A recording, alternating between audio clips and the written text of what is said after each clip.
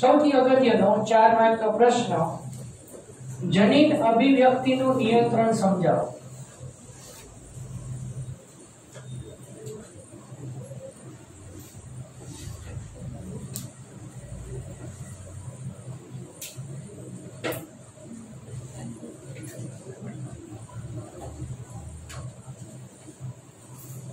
જનીનની અભિવ્યક્તિ એટલે શું? પહેલી વાત તો એ થાય,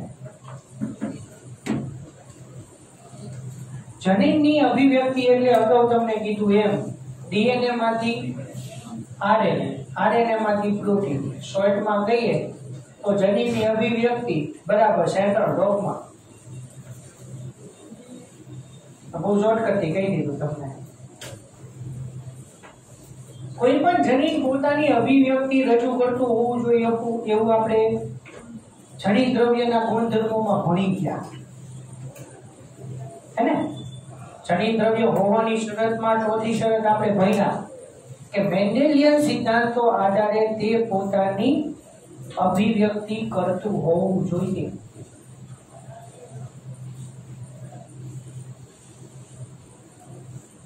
દરેક જનીનોની એક સાથે જરૂરિયાત નથી રહેતી. દરેક પ્રોટીનની, દરેક ઉત્સેચકોની આપણને એક સાથે જરૂરિયાત નથી પડતી. 11-12 ધોરણનું બધું ભેગું કરવું પડશે.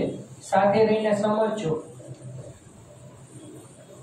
આપણા શરીરની અંદર ક્યારેય કોઈ પણ ચયાપચય પ્રક્રિયા સંતુલનના દરે નથી ચાલતી. આપણા શરીરની અંદર ચયાપચયનો ટ્રાફિક છે, ખ્યાલ હોય તો. અને બધી ચયાપચયની પ્રક્રિયા એકબીજાની સાથે કોઈને કોઈ રીતે સંકળાયેલી છે. વનસ્પતિ પ્રકાશ સંશ્લેષણની ક્રિયા કરીને ગ્લુકોઝ સ્વરૂપે ખોરાક બનાવે. Okay, accept. પછી ગ્લુકોઝ સ્ટાર્ચમાં ફેરવાય, એ એક્સેપ્ટ. સ્ટાર્ચ વનસ્પતિનો સંગ્રહિત ખોરાક. ઓકે. પછી સ્ટાર્ચ પાછું સુક્રોઝમાં ફેરવાય, વહન પાછું સુક્રોઝ સ્વરૂપે થાય. ખ્યાલ છે ને આ બધું? વહન પાછું સુક્રોઝ સ્વરૂપે થાય. એ રાસાયણિક રીતે સ્થિર છે અને નોન રિડ્યુસિંગ શર્કરા પાછી. મંચનો સામૂહિક વંશ સિદ્ધાંત થઈ ગયો ને 11મા ચેપ્ટરમાં. 11મા ધોરણમાં 11મું ચેપ્ટર.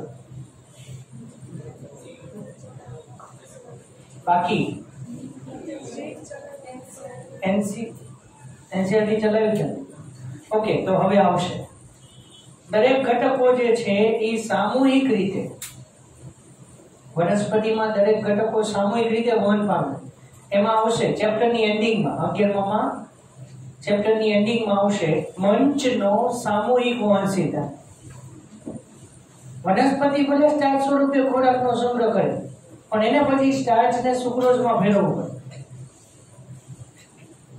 સુક્રોઝ એ રાસાયણિક રીતે સ્થિર છે અને નોન રિડ્યુસિંગ શર્કરા છે. સુકોષ કેન્દ્રી સજીવોની અંદર શરીરમાં જટિલ રચના જેવી છે, એટલે ચયાપચયની ક્રિયા પણ એટલી જટિલ દરે જ થતી હોય. એટલે અહીંયા જનીન અભિવ્યક્તિના નિયંત્રણમાં બે વૈજ્ઞાનિકોનો ખાસ ફાળો જેકોબ અને મોનાર્ડનો પ્રયોગ સમજાવો. બરાબર?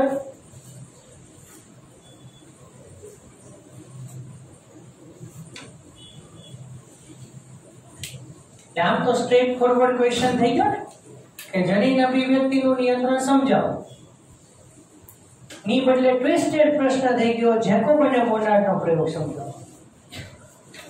તો આખી સ્ટોરી શું છે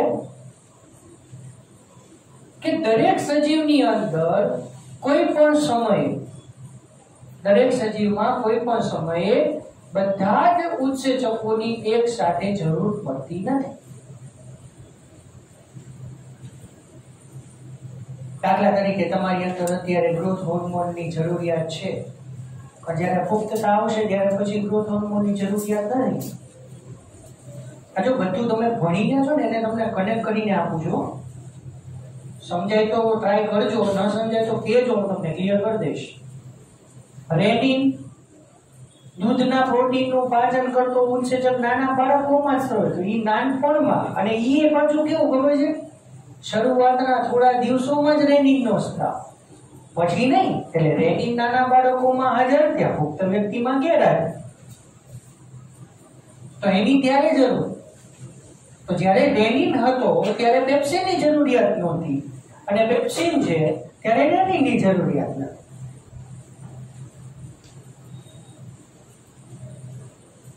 અને આમ ક્લિયર છે, સહેલું છે, ખાલી વાતો જ કરવાની અંદર કે બીજના અંકુરણ માટે પદ મુજબ આપણે ભણી ગયા. વનસ્પતિમાં વૃદ્ધિ વિકાસ 11મા ધોરણમાં બીજાંકુરણ શબ્દ આવી ગયો તો ફણકો ફૂટ્યો. એના માટે આપણે શું બેઝિક શરતો જોઈએ? પાણી, યોગ્ય તાપમાન, ખનિજ તત્વો, ક્ષારો, બરોબર ને? આ બધી પરિસ્થિતિ હોય ત્યારે બીજમાં ફણકો ફૂટવાની ઘટના થાય. તો બીજમાં ફણકો ફૂટવો એટલે બીજમાંથી ભ્રૂણમૂળ બહાર આવવું એમ કહેવાય.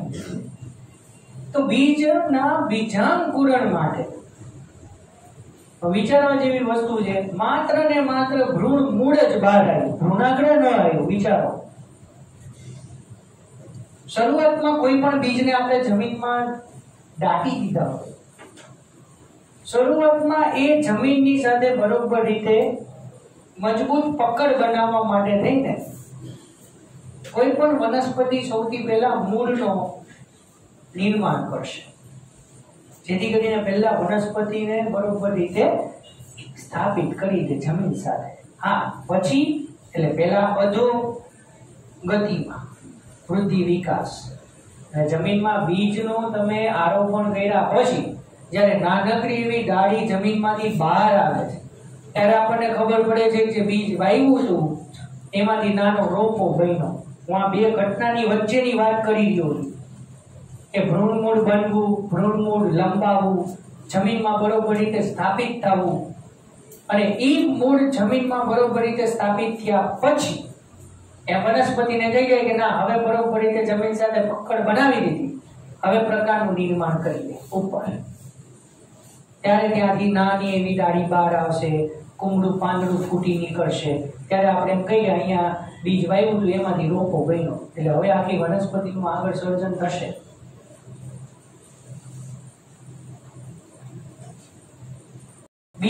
બીજાંકુર ટાઈમે જે ઉત્સેચકોની જરૂર હતી, પુષ્પ સર્જન માટે, ફળ સર્જન માટે, સર્જન માટે ઉત્સેચકોની જરૂરિયાત ઈ ટાઈમે છે, એની અહીંયા જરૂરિયાત નથી. ડાળી બનાવવા, પર્ણ બનાવવા, પુષ્પ બનાવવા, બીજ બનાવવા જે ઉત્સેચકોની ઈ ટાઈમે જરૂર છે, ત્યારે બીજાંકુરણના ઉત્સેચકોની ઈ ટાઈમે જરૂરિયાત નથી. ડાળી બનાવી હોય ત્યારે ડાળી બનાવવા માટેના જ ઉત્સેચકો સક્રિય થાય, પછી પુષ્પ બનાવવા માટેના ના થાય. પછી તમે અંદર વિભાજન કો, વિભેદન કો, એ વસ્તુ આખી અલગ ઘટના થઈ જાય. ત્યાં પછી ઉત્સેચકીય ક્રિયા અલગ થઈ જાય. એટલે ટૂંકમાં કહેવાનો મતલબ એ છે કે દરેક ઉત્સેચકની એક જ સમયે એક સાથે જરૂરિયાત હોતી નથી. દરેક ઉત્સેચકોની જે તે જરૂરિયાત પ્રમાણે એની જરૂરિયાત રહેશે. આટલી વસ્તુ ક્લિયર? અચ્છા, તો હવે જે મેં તમને વર્ણન કર્યું એની તમને બાયોલોજીકલી સાબિતી આપી. બીજના બીજાંકુરણ ટાઈમે જે ઉત્સેચકોની જરૂરિયાત હતી એ ટાઈમે આપણે સિમ્પલ શું કહી દીધું? ડાળીઓ, પુષ્પ, ફળ કે બીજ કે એ બનાવવા માટેના ઉત્સેચકોની ક્યાં જરૂરિયાત નથી. તો એ જનીનો તો એની અંદર છે, પણ એ જનીનોને નિષ્ક્રિય રાખવા પડશે, અને માત્ર બીજનું બીજાંકુરણ કરે એ જ જનીનોને માત્ર સક્રિય કરવા પડશે. અને એનાથી આખી ઊંડી વાત સામે કે જ્યારે ડાળી બની રહી છે, અને ઈવન હજી સમજવા જો, જ્યારે ડાળી બની રહી છે ત્યારે પર્ણ બનાવવા માટે, પુષ્પ બનાવવા માટે ના પણ જનીનો છે, પણ એને પણ સક્રિય નથી કરવાના, માત્ર ડાળી બનાવવા. ડાળી બનાવતી વખતે જે જગ્યાએ પાંદડું ઉગાડવાનું હોય એ જગ્યાએ જે કલિકા બને તો ત્યાં પછી એના માટેના જનીનોને સક્રિય રહેવું પડે. સમજાઈ જાય આખી વાત? સુકોષ કેન્દ્રી સજીવોની અંદર, સુકોષ કેન્દ્રી સજીવોની અંદર ખૂબ જટિલ ઘટના થાય છે. સુકોષ કેન્દ્રી સજીવોની અંદર બહુ જટિલ ક્રિયા છે. એટલે જેકોબ અને મોનાર્ડ નામના વૈજ્ઞાનિકે એ કીધું કે આપણે કામ કરીએ, આદિકોષ કેન્દ્રી સજીવ લઈ લઈએ. સુકોષ કેન્દ્રી સજીવની અંદર તો એટલો બધો ચયાપચયનો ટ્રાફિક છે કે એક ચોક્કસ પ્રક્રિયા સમજવા માટે ટ્રાફિકની અંદર તમને અને મને કોઈ ખબર ન પડે કયું વાહન ક્યાં ઊભું છે ને ક્યાં જવાનું. એક્ઝેક્ટ એ જ વાત આપણા શરીરની અંદર. આપણા શરીરની અંદર ચયાપચયનો ટ્રાફિક એટલે કઈ ચયાપચયની ઘટના ક્યાંથી ક્યાં જશે એટલે નામ બન્યું ચયાપચય. એક ફિક્સ નામ નથી કીધું. જો માત્ર ચય ક્રિયા નથી થતી, જરૂર પડે તો ચય જાય, ચય વચ્ચેથી અપચય થઈ જાય. અને અપચય થતી હોય, ધારો કે ખોરાકના તત્વોની એની જરૂરિયાત હોય તો ચય થઈને એનો સંગ્રહ થાય. જેવી શરીરની જરૂર. ધારો કે રોડ ઉપર એક ગાડી જતી હોય, સામેના રોડમાં એક બિલ્ડિંગમાં એક ગાડીના પેટ્રોલની જરૂર, ગાડી યુટર્ન મારે, ત્યાં જરૂર હોય પ્રક્રિયા, એટલે કીધું ચયાપચય. એમ્ફીબોલિક, તમને ખબર હોય તો 14મા ચેપ્ટરમાં એમ્ફીબોલિક પદ તમે ભણી ગયા.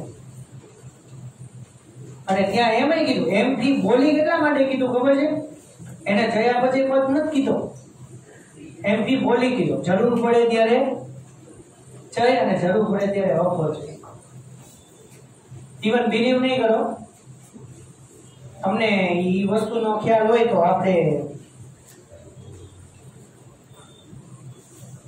જે લોકો વધારે ચોખા ખાતા હોય એમાં ચરબીનું પ્રમાણ વધે. ખબર છે? ભાત ખાય, ભાતમાં તો ચરબીનું પ્રમાણ છે જ નહીં. છે ભાતમાં ચરબીનું પ્રમાણ છે જ નહીં. શું થાય? ભાતમાં તો પ્રોટીન છે અને કાર્બોદિત. પણ કાર્બોદિત એટલા બધા પ્રમાણમાં નહીં હો, ઓછા પ્રમાણ. એટલે પ્રોટીનનું રૂપાંતરણ લિપિડમાં. એટલે જેકોબ અને મોનાર્ડે આદિકોષ કેન્દ્રી સજીવ પસંદ કર્યો ઈ કોલાઈ બેક્ટેરિયા.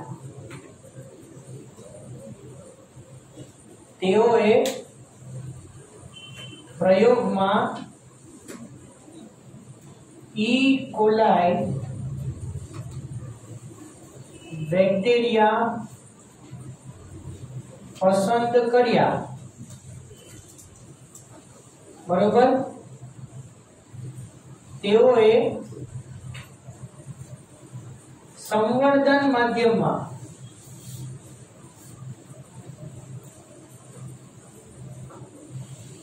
લેક્ટોઝ દાખલ કર્યું. તો લેક્ટોઝ એ શર્કરા છે ને, પૂછતો નથી, કીધું.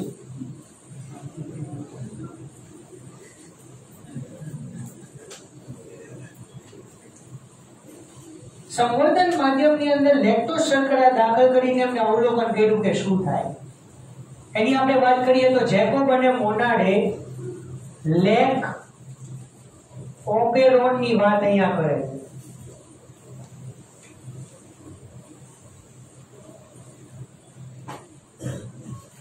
બરોબર? જેકોબ અને મોનાર્ડે લેક ઓપેરોન નામનો શબ્દ આપ્યો. લેક ઓપેરોન, એમાં લેક જે છે એ લેક્ટોઝ છે. સમજો,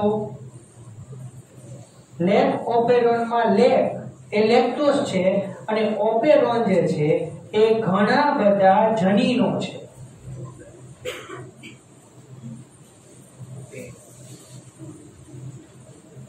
કયા જનીનો ધરાવે એ ખાસ સિક્વન્સમાં ધ્યાન રાખજો, બરોબર। હવે અત્યારે આ જ સમજવાનું છે, અલગ અલગ જનીનો સાંભળજો। આપણા ડીએનએ ની અંદર કે કોઈ પણ પ્રાણીમાં ડીએનએ કે રંગસૂત્રની ઉપર જે જનીનો છે, બધા જ જનીનો બંધારણીય નથી, એટલે કે સિસ્ટોન નથી, એટલે કે બધા જ જનીનોનું પ્રત્યાંકન નથી થતું। સિસ્ટોનની વ્યાખ્યા શું આપી તમે? સિસ્ટોન એટલે એવા જનીનના ટુકડાઓ કે જે પ્રત્યાંકન કરે છે, એને સિસ્ટોન કહેવાય। તો જો એક જ જનીન પ્રત્યાંકન કરતું હોય તો એને મોનોસિસ્ટોનિક। તો એ મોનોસિસ્ટોનિક ક્યાં હતું? સુકોષ કેન્દ્રીમાં। અને એક કરતા વધારે જનીનો જો આવી રીતે પ્રત્યાંકન કરે તો એને પોલિસિસ્ટોનિક કહેવાય। અને ઈ પોલિસિસ્ટોનિક ક્યાં હતું? આદિકોષ કેન્દ્રીમાં। જો હવે જનીનોની વાત ખાસ ધ્યાન રાખો અને એક કન્સેપ્ટ ક્લિયર રાખો। આપણે જુદા જુદા જનીનો આપણે અત્યારે દોરીએ છીએ ઓપેરોન, બરોબર?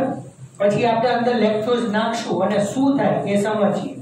તો ઓપેરોન એની અંદર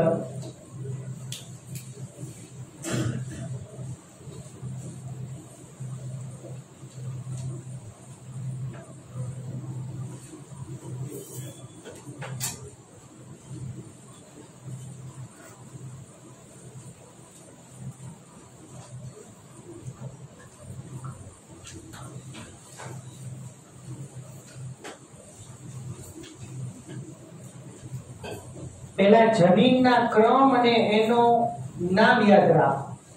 આપણે બે પ્રમોટર જનીન જોયા છે, બરોબર? એની વચ્ચે સ્મોલ આઈ નિગ્રાહક જનીન દોરું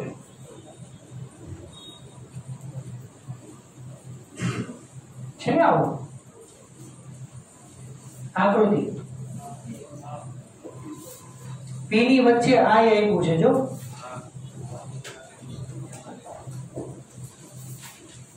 તમે તમને અગાઉ કીધેલું છે કે પ્રમોટર જનીન શબ્દ આવે એટલે શું પ્રમોટર જનીન માટે આપણે શું યાદ રાખવાનું હતું?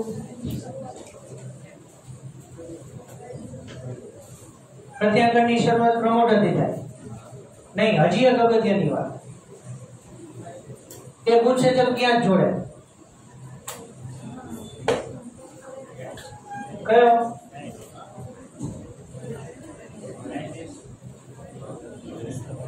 આરએનએ પોલિમરેઝ અહીંયા જ જોડે, પ્રમોટર સ્થાન। યાદ આવે છે? બરોબર? તો પ્રમોટર જનીન આરએનએ પોલિમરેઝ અહીંયા જ જોડાવાનો। પ્રમોટર જનીન આરએનએ પોલિમરેઝ સાથે જોડાશે કે નહીં એ નક્કી કરશે નિગ્રાહક જનીન। હમણાં હું તમને ક્લાસમાં આખું એક્ઝામ્પલ આપું છું, બરોબર? પહેલા જનીનોનો ક્રમ આપણે ગોઠવી દઈએ। પ્રમોટર જનીન પછી આપણે એક ઓ આવશે, એટલે કે ઓપરેટર જનીન।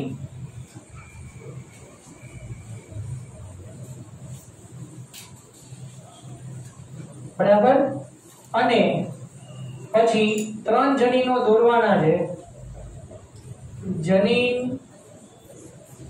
Z છે ને, પછી જનીન Y અને યસ જનીન A। જનીન A અચ્છા, તો Z Y અને A છે બંધારણીય જનીનો અથવા રચનાત્મક જનીન। મેઇન કામ આનું છે। હવે હું જે વાક્ય લખું છું એ ધ્યાનથી સાંભળજો। હું વાક્ય જે લખું છું એ ધ્યાનથી સાંભળજો, એક પણ શબ્દ બોલીશ નહીં। હા, અને પછી જોઈને યાદ રાખજો। કેવું ઘટાડો છે?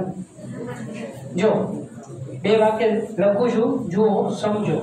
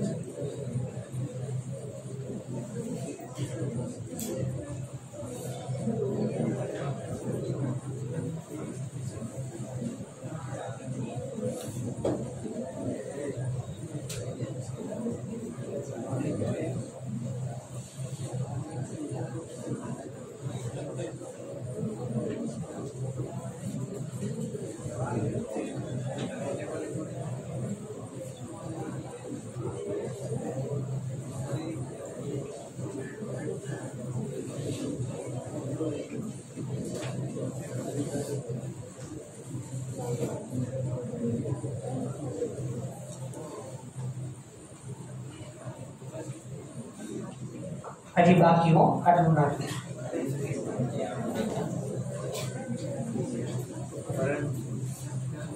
वाँचो शू लख्यु मोटे मोटे मोटे सामूहिक गायन नहीं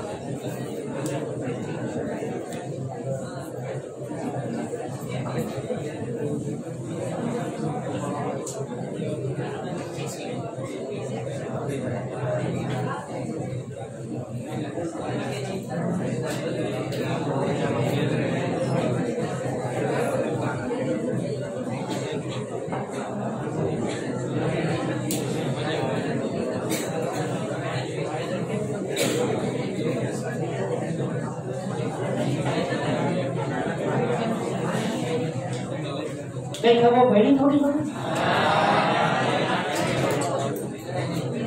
नहीं ना जो एक काम अहीं आपणे ई कोलाई बेक्टेरिया पसंद कर्या संवर्धन माध्यम में लेक्टोज नाख्યું बराबर એટલે લેક્ટોઝ નું પાચન કરવા માટે ઉત્સેચકો સ્રવિત થાય એ જરૂરી છે લેક્ટોઝ નું પાચન કરવા માટે જે ઉત્સેચકો છે એ છે બીટા ગેલેક્ટોસાઇડેઝ પરમિએઝ અને ટ્રાન્સએસિટાઇડેઝ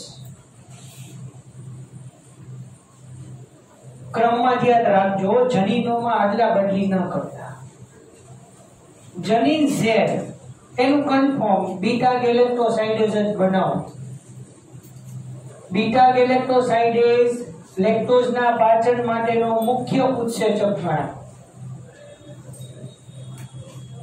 પરમિએઝ તમને ખ્યાલ હોય તો પરમિએબિલિટી હા પરમિએબિલિટી એટલે પ્રવેશીલતા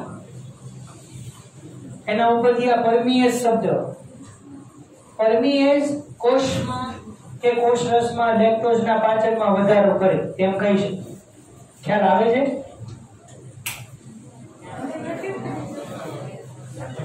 અને જનીન એ છેલ્લો ટ્રાન્સ એસિટાઇલેઝ એ સહાયક ઉત્સેચક છે બરોબર આ ત્રણ ઉત્સેચકોના નામ રહી ગયા યાદ પાકું ત્રણ બંધારણીય જનીનો તો આ ત્રણે ત્રણ રચનાત્મક જનીનો છે अथवा बंधारणीय जनीनो छे अथवा પોલિસિસ્ટ્રોન છે એમ કહી શકાય.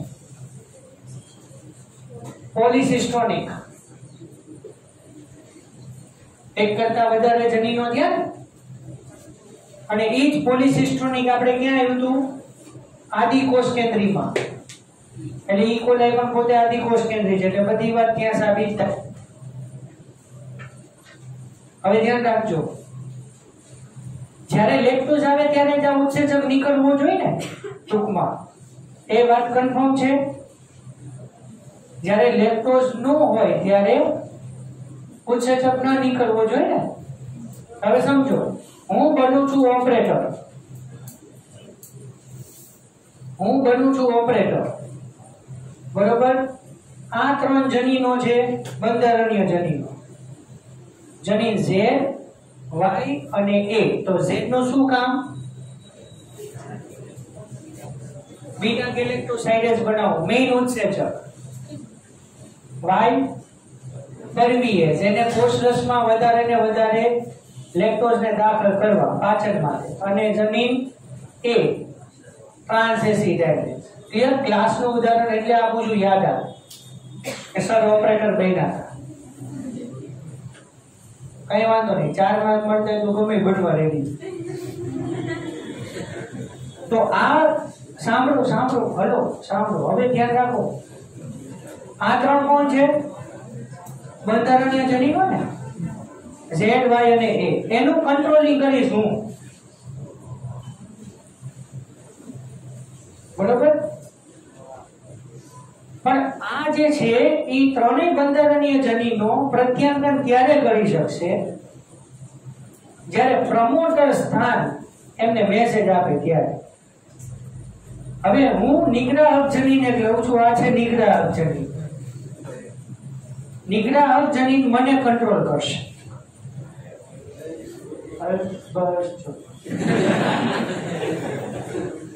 સાંભળો, નિગ્રાહક જનીન ઓપરેટર જનીનને કંટ્રોલ કરશે.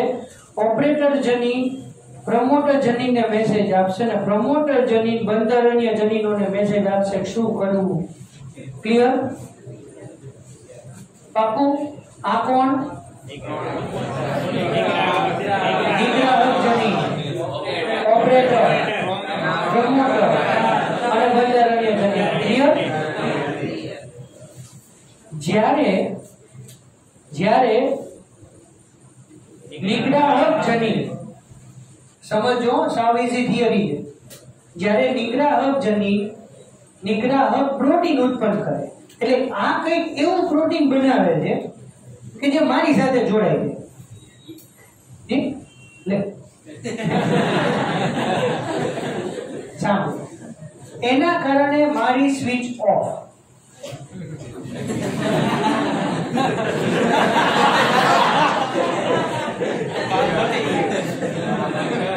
પણ નથી ભાઈ, તું સ્વિચ ઓફ થઈ છે.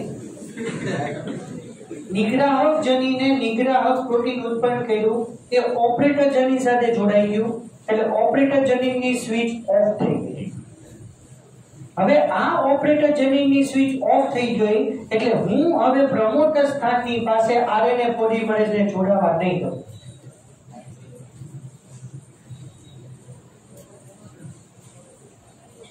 હા, ઓપરેટર જનીનની સ્વિચ ઓફ એટલે આરએનએ પોલિમરેઝ પ્રમોટર સ્થાન સાથે જોડાશે નહીં, એટલે બંધારણીય જનીનો પ્રત્યાંગન નહીં કરી શકે. એટલે કે બીટા ગેલેક્ટોસાઇડેઝ, પરમીએઝ અને ટ્રાન્સએસિટાઇલેઝ નહીં બને. બરોબર? ક્લિયર? પાકું આ વાક્ય? સિક્વન્સ ખબર પડી? હવે છેલ્લો પોઈન્ટ જો ખ્યાલ આવે તો, હવે માધ્યમમાં કોઈ એવો પ્રેરક પદાર્થ આવી. હવે આ પ્રેરક પદાર્થનું નામ હું તમને હમણાં કહું, સાંભળો. માધ્યમમાં હું એવો પ્રેરક પદાર્થ દાખલ કરું કે જે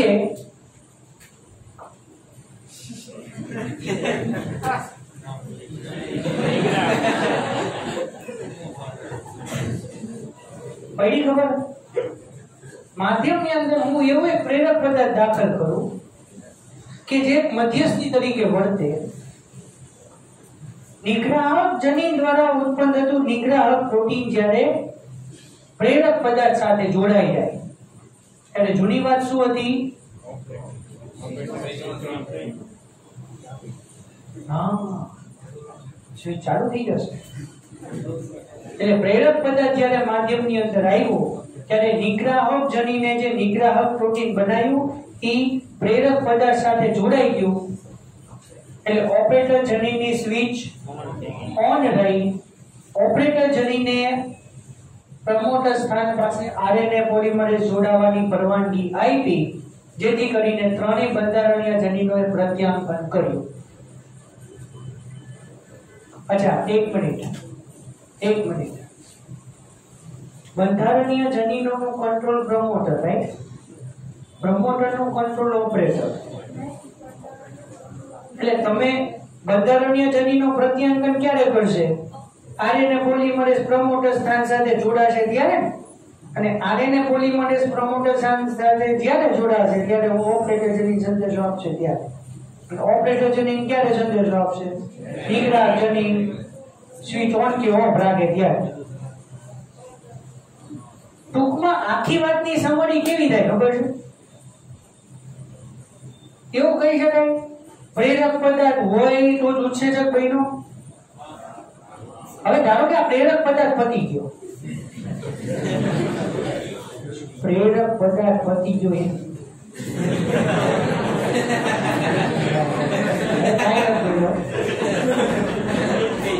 નહીં, જો પ્રેરક પદાર્થ હવે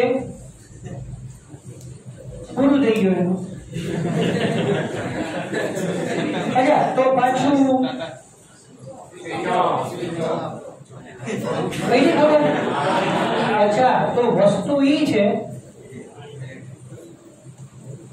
આ પ્રેરક પદાર્થ જ લેક્ટોઝ છે.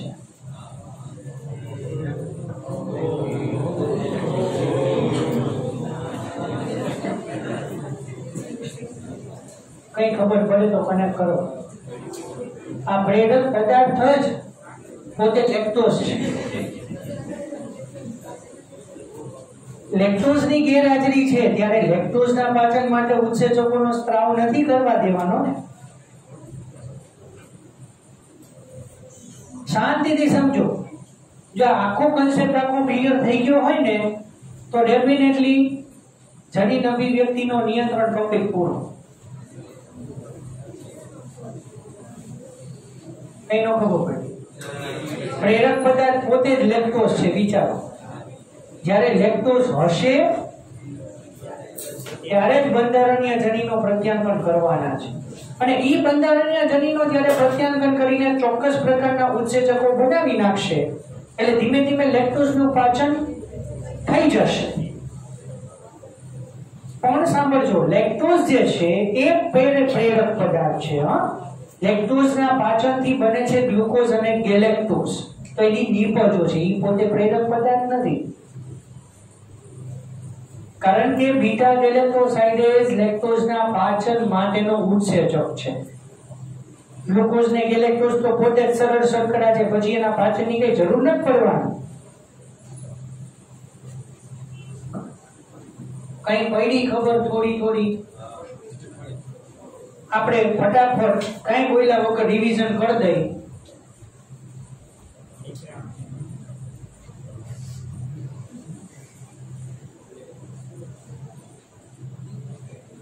ક્લિયર?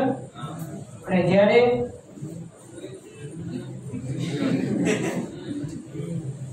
સ્વિચ ઓન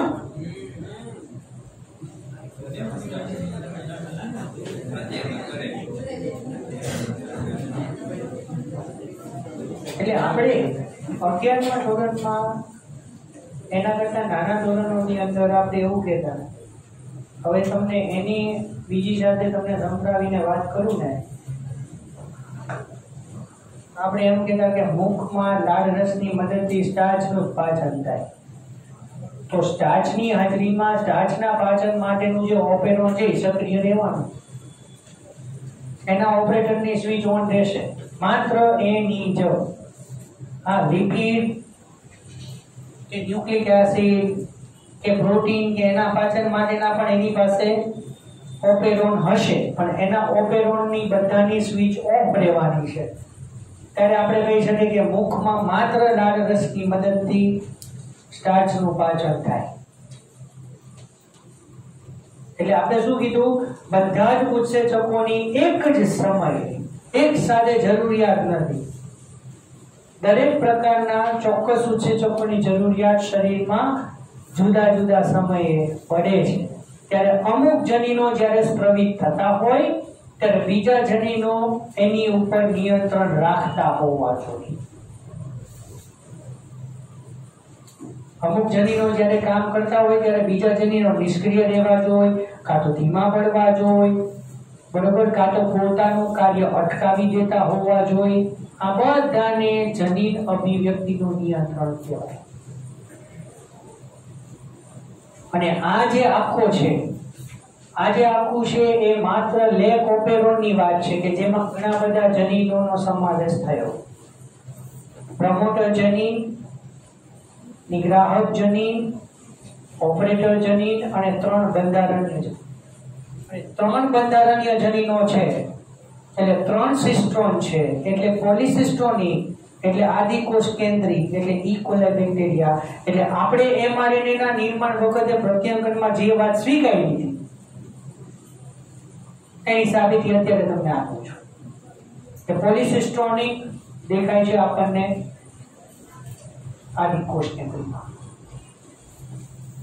અને જેકોબ અને મોનાડે એવું પણ વિચાર્યું કે આપણે આદિકોષ કેન્દ્રીને નમૂના તરીકે લઈ આપણે એના સંવર્ધન માધ્યમમાં લેક્ટોઝ દાખલ કરી અને જોઈએ કે શું કરે છે.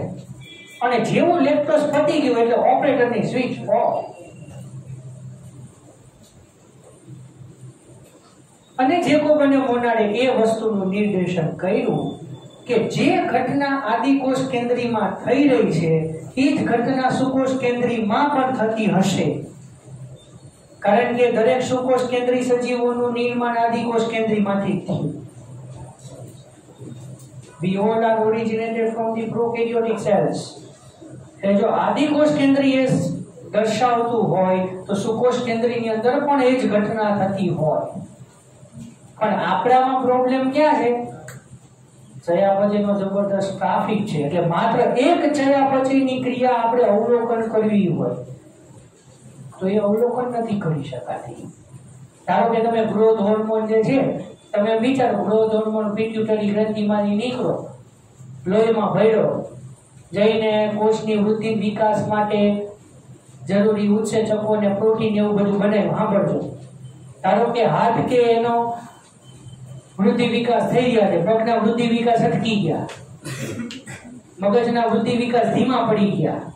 વૃદ્ધિ તો થઈ બધી રીતે, પણ ત્યાં આપણને ક્યાં કન્ફ્યુઝન થશે કે ગ્રોથ હોર્મોન હકીકતમાં કાર્ય શું થયું? અમુકમાં એમ કીધું કે પ્રોટીનનું સંશ્લેષણ થાય, પણ દરેક જગ્યાએ ગ્રોથ એટલે કે વૃદ્ધિ વિકાસ એક ધાર્યા કરવા કે એક જ દરે કરવા એવું જરૂરી પણ નથી.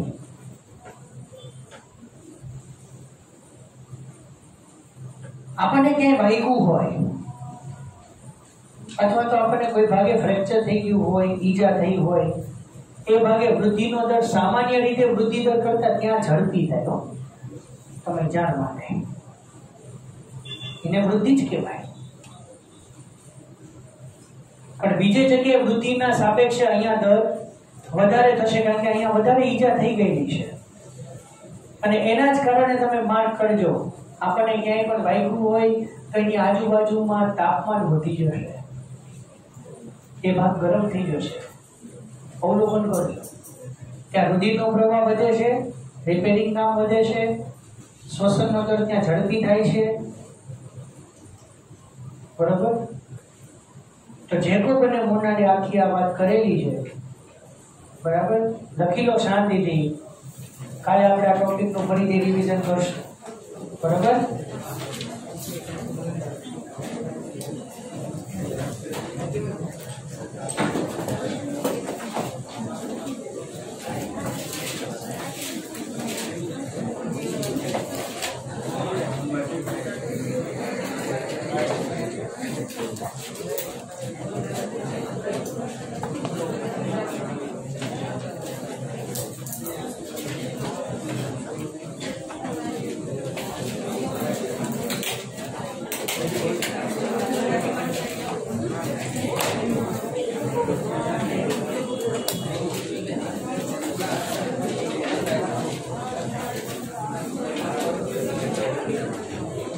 કાલે તમારામાંથી કોઈ એકને કહીશ તો રિવિઝન કરાવશો ને આપો ને રેન્ડમલી ગમે ને કહીશ તો ફિક્સ નહીં